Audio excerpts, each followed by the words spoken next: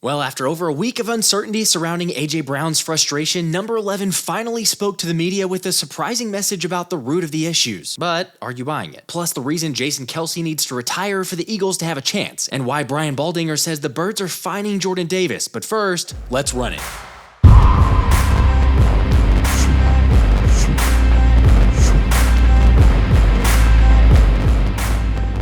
Hey guys, well let's talk about A.J. Brown because, he's the talk of the town these days, and maybe understandably so since A.J.'s one of the few players who's been vocal about frustrations, yet all of us real ones haven't doubted his leadership, something Jordan Mailata wanted to reassure everyone else, saying we had a whole team escape room thing just to build camaraderie. That was A.J. All this talk about him not being a leader, you guys don't know him like we do. He's a great leader. Come on, give us credit. A lot of us did know that. And the best part about his leadership is that not only did the team do an escape room, but Brian Johnson has now been locked in the escape room. As the Philly Dog shared, he has the ability to get out, but BJ said it's too predictable, so the offense is in the players' hands now.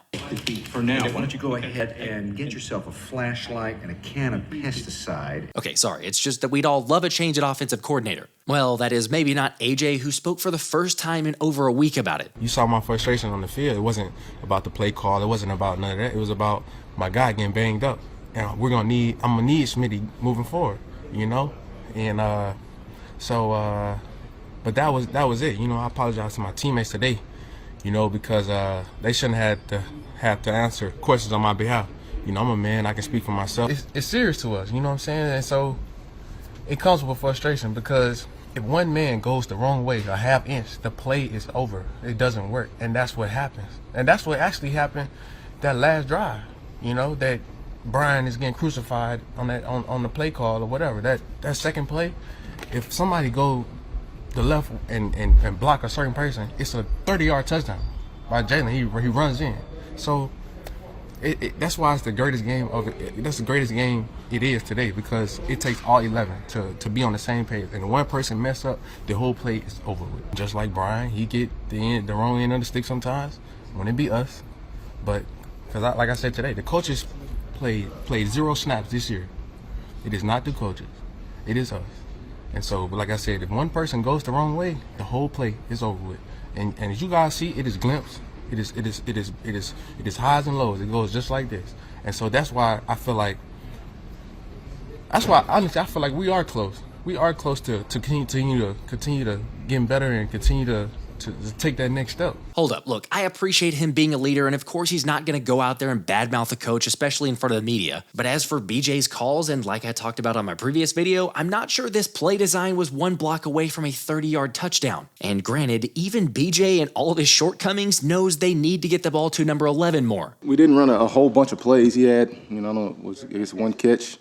Yeah, so, he had one catch in the second half. I don't remember exactly every single pass that we ran in the second half. But AJ's a great player, and we gotta force him the ball sometimes and make sure to get him going. Okay, cool. Yeah, let's definitely get the ball to AJ. And it's just absurd that they only targeted him once in the second half versus Arizona. Yet could we also maybe scheme him open too instead of just forcing it? For example, like when Sirianni admitted to playing for a penalty late in the game against Seattle a few weeks back, but as it turns out, the head coach was just falling on the sword for his guys. That may be things that Nick probably want to fix about himself, and I'll say, but the one thing I can't respect, loyalty is not one of them. And I say that because he takes up for us when it has nothing to do with him. And he gets the blame, but that comes with his job. I'm gonna get detailed. For example, I know that's what y'all want anyway, but I'm gonna get detailed. Like for the Seattle game, that was on us. Like we messed that up. We improvised and we went on our own. And Nick came out and said, "Oh, I wanted to try to get a flag or something crazy like that." It's like he really made himself look like a fool for us. I have nothing but respect for him, like, you know what I'm saying? Because not all coaches do that, you know what I'm saying? So, like, bro, we ride with Nick. We ride with Brian. Again, I respect the fact that this adversity may bring the Birds closer and, who knows, save their season, but are you guys buying AJ's comments? Because it's hard to know where the truth falls when your OC can't explain exactly why you were playing for a field goal late in the fourth. I don't know if I can answer that question for you. I don't know if I can answer that question, but for us offensively in terms of the situation and what we were trying to accomplish, that was the mode that we were in offensively. All right, well, I think we all know the answer to that one because it was Nick Sirianni's call to be so conservative in that situation. And even though Jason Kelce's not sure if that was his final home game or not, which I'm certainly hoping it wasn't, the frustration is really mounting. Frustrated and pissed off with how the last few weeks have gone. I've been through losing seasons before, winning seasons. I think the one that makes this one so frustrating is the fact that I think, the expectations and, where we saw ourselves being, even at the midpoint of the season, was in a much different space than where we're at right now. And, we're just not executing and playing like a good football team right now. I think at times, both sides of the ball have been playing well throughout the season. But, it's been a frustrating last, month, 5 weeks, however long it's been. The last 5 games really have not gone, the way we, wanted to go. It's not,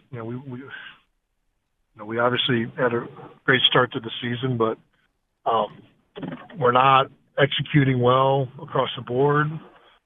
Offensively, a better day from a production standpoint, and I think we did some good things, but don't get it done at the end of the game, which is the most crucial part of it. And I think that's stuff that we did earlier in the season a little bit better. We handled the end of these games. We operated in crucial situations as a team, and just haven't done that recently. Man, probably no surprise, but there's not a guy that I feel worse for in this situation. I mean, Jason came back thinking we'd have a legitimate chance at playing for a Super Bowl again, yet it feels like it'd take a miracle to get there now. But hey, let me tell you, there's at least a chance, and even though I don't necessarily buy this, there is history of a team stumbling to the finish line of the regular season only to find themselves in the playoffs and go on to win the Super Bowl.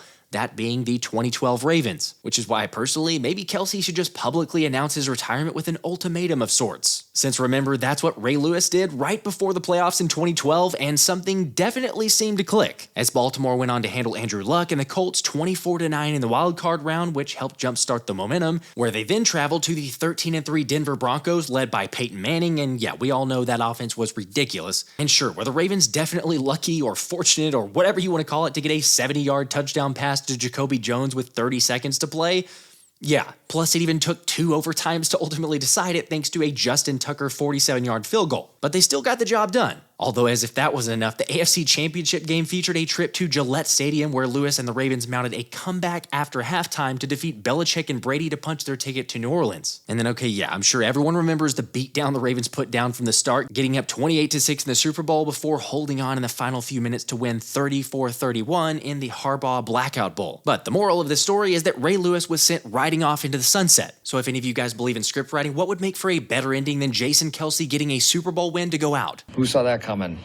I did. Look, I'm not saying that I'm there with this belief, but in an attempt to spread some hope, or false hope if you see it that way, there's a lot of similarities between the 2023 Eagles and the 2012 Ravens. Like for starters, both teams had major switches at coordinators late in the season, as John Harbaugh fired offensive coordinator Cam Cameron after a 9-4 start, only for Jim Caldwell to take the helm and lose 2 of the next 3 ahead of the playoffs. Sound familiar? Okay, yeah, ours is on the defensive side with Matt Patricia taking over, and while he's gone 1-2 over his last 3 games, we all see how bad the defense is. Heck, the Cardinals didn't even have to punt once in the entire game. But I did see the argument that the Ravens also suffered some crushing losses during the regular season, like a massive 43-13 loss to the Matt Schaub-led Houston Texans, and losing 34-17 to Peyton Manning in December, only to turn around and win in the playoffs. But this is different, isn't it? I mean, at least we have one of the best kickers in the league and definitely the most clutch, so there's always a chance in late games. Yet maybe it's the fact that we live and breathe it every day and that it was over 10 years ago, but I don't recall near as many glaring flaws with Baltimore then. At the same time, I know it's always any given day and maybe a Kelce retirement announcement would help, but does history give you any legit hope that the Birds still have a chance? Just when I thought I was out,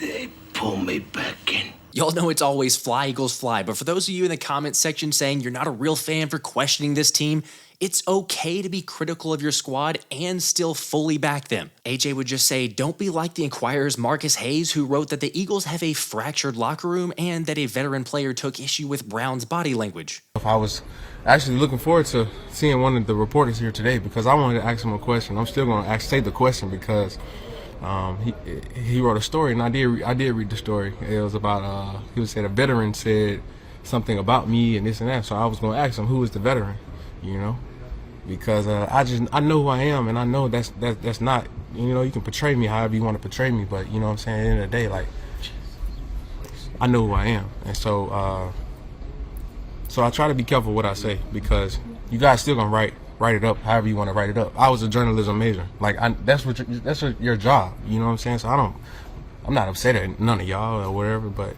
that's just what comes with it. All right, I love to hear that side, but like I said earlier, I'm not buying everything Swole Batman said. But obviously, it provided a big morale booster, and who knows, maybe that presser could be the turning point the Eagles needed. Except no, not really, because AJ doesn't play defense. However, Jalen Hurts believes it's a step in the right direction for the Birds. He's taking leadership, taking ownership for some of the things that he's been out there him doing, and I appreciate him having the courage to do that in front of the team. Well, I guess time will tell. But let's talk about the defense. Even though it's been deplorable, I don't know that I'd go as far as Brian Baldinger did criticizing Jordan Davis. It's clear that Jordan Davis is out of shape. Like, I don't know what they find him, Zach. You're in there every day. Like, I don't know what they find him every week, but I got to believe he's getting money taken from him. He's overweight, and it shows. Like, he's not pursuing the football. He's nothing in the pass rush. So that's one. So if he's going to play with that effort and be overweight like that, then you say, okay, well, they're a man short in the rotation. Fletcher's playing too much. Jalen's because he's not effective right now. They need another guy inside in their defensive tackle rotation. I'm not sure why he keeps dressing. He's been ineffective. Wow. When the plays are going on, he is basically walking on the field.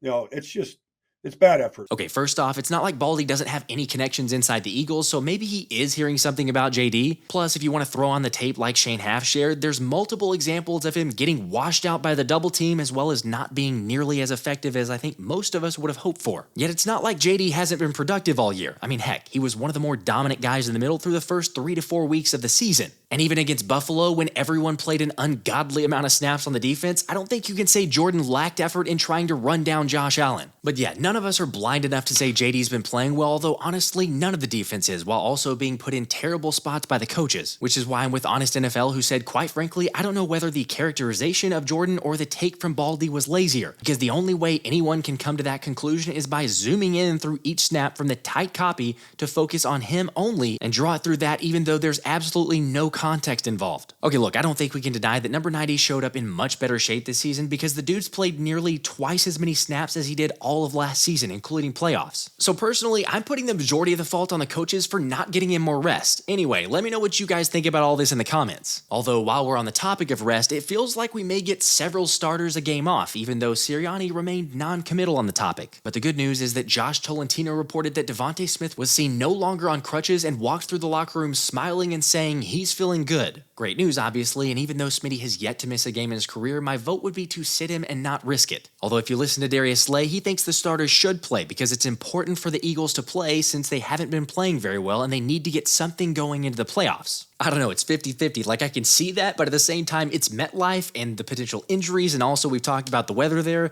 I just don't know that I'm a fan of it, regardless of the fact that the Giants are going to try everything possible to spoil our regular season finale, with Brian Dable committing to Tyrod Taylor as the starting quarterback. But quite honestly, if we can't beat New York, then we don't deserve anything. All right, a reminder though to come hang out during the game for reactions, highlights, and a watch party as we discuss the Birds action as well as the Dallas game in the same window. And I don't know, am I crazy to feel a slimmer of hope after the presser today? I can't help it. Go Birds. This has been the Philly Special.